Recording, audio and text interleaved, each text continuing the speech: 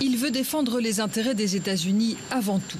Le président Donald Trump quitte le sol américain pour un voyage de 4 jours en Europe pour son premier sommet du G20. Il rencontrera Angela Merkel. La chancelière allemande a fait du changement climatique une priorité. Les Américains avaient annoncé leur volonté de se retirer de l'accord de Paris. Angela Merkel veut éviter que cela donne des idées à d'autres pays signataires.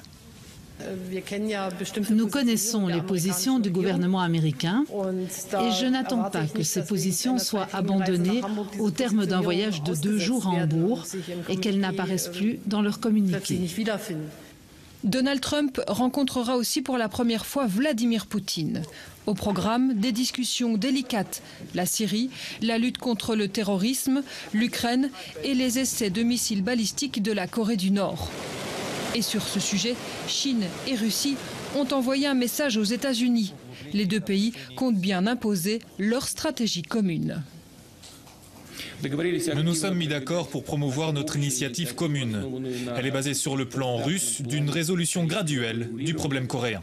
Le président américain discutera aussi de la Corée du Nord avec le président chinois. Ils seront assis à la même table. Ces 2 puissances s'étaient rapprochées dans les premiers mois de la présidence Trump. Mais aujourd'hui, ils sont plus en froid et Xi Jinping s'affiche aux côtés des Européens.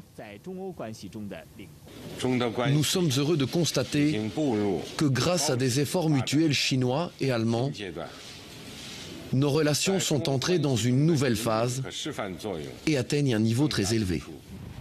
Au G20 de Hambourg, les discussions seront tendues. Mais autour de la zone sécurisée, la tension est aussi à son comble.